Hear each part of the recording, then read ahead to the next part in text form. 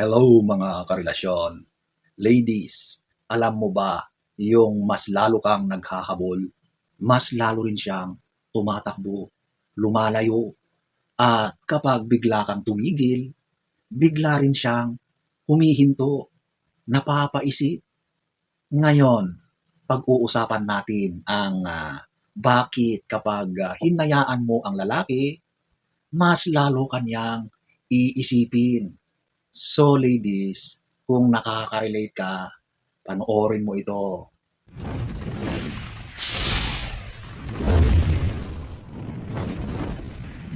So alam nyo kasi mga karelasyon, may mga pagkakataon sa relasyon na kahit anong gawin mo, magparamdam, mag-effort, maghabol, parang lalo lang siyang lumalayo. Habang ikaw mas napapagod, mas nalilito, at mas nasasaktan. Pero napansin mo ba na kapag bigla kang pumreno o tumigil ka, kapag pinabayaan mo siya, hinayaan mo lang siya, doon pa siya biglang nagpaparamdam. Doon pa siya mas nagiging curious sa'yo. At doon na siya mas napapaisip. Hindi ito simpleng aksidente. Hindi lang ito basta laro. Natural itong reaction ng isip ng tao. At ganyan din sa mga lalaki. Kapag palagi kang nandyan, palagi kang available, palagi kang nagbibigay ng oras at emosyon, nagiging bahagi ka na ng routine niya. At ang routine, kahit gaano pa kaganda sa umpisa, ay nagiging background noise, nagiging boring kapag nasanay na ang utak, ang tao. Hindi dahil hindi ka na mahalaga, kundi dahil sigurado na siya na okay lang sa'yo. Sigurado na pagpapasensyahan mo siya. At kapag sigurado na ang utak nito, hindi na ito nag-e-effort. Nagiging relax na siya. At wala na yung isip na malala. Di ba? Pero kapag tumigil ka, may magbabago sa loob ng utak niya. May mawawala. Ang utak ng tao ay hindi komportable sa absence o sa pagkawala. Mas malakas ang impact ng pagkawala kaysa yung presensya.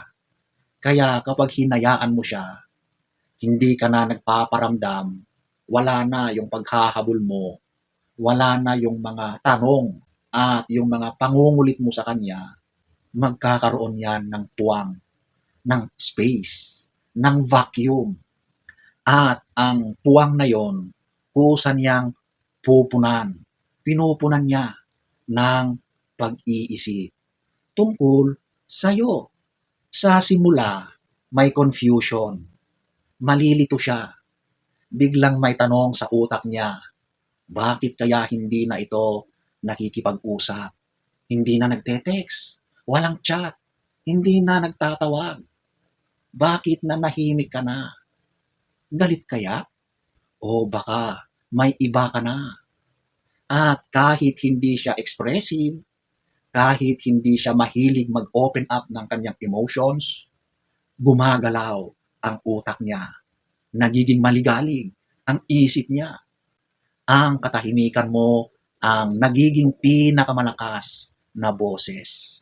Kapag hindi ka na niya kontrolado, kapag hindi na niya alam kung nasaan na siya sa buhay mo, kung may puwang pa ba siya dyan, natatamaan ang ego niya.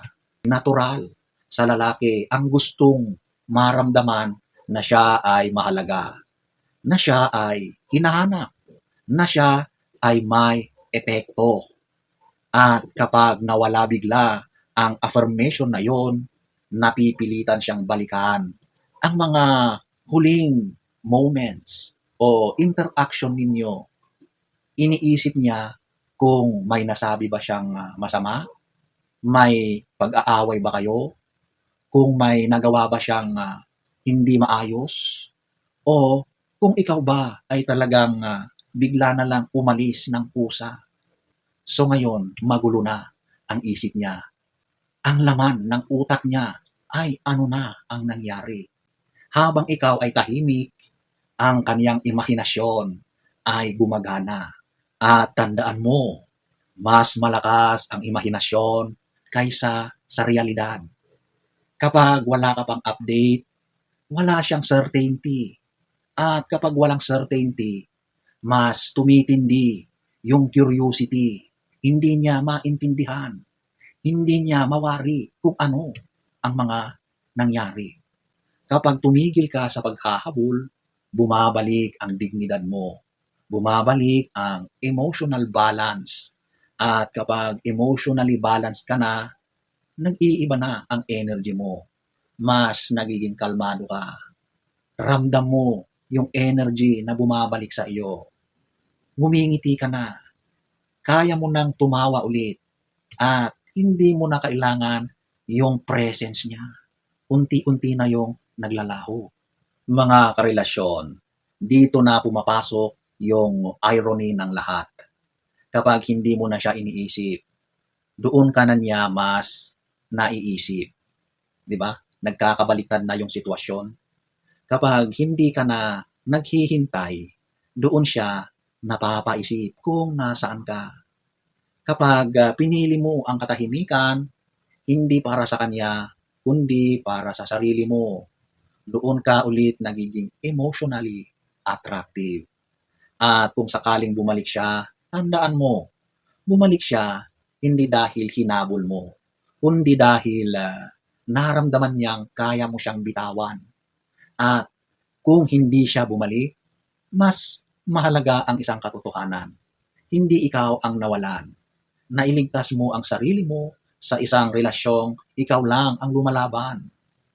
Kaya yung hinayaan mo siya, pinabayaan mo siya, ay hindi kahinaan. Isang uri ng lakas. Isang tahimik na desisyon na piliin ang sarili mo, ang peace mo, at yung respeto mo. At ang tamang lalaki, nandyan lang yan. Huwag mong i-pressure ang sarili mo. Kusang darating ang tamang lalaki para sa iyo. Huwag kang manghinayang. Mga karelasyon, ladies, hindi lahat ng ini-ignore ay mawawala. Ang iba, mas lalo ka lang iniisip. At kung hindi man siya bumalik, ibig sabihin lang nun, hindi siya ang para sa iyo. Hindi siya kawalan. At mas maigi, umiwas ka ng maaga sa maling tao. So sana ay nagustuhan nyo ang ating topic for today. Next story time. Don't forget to subscribe.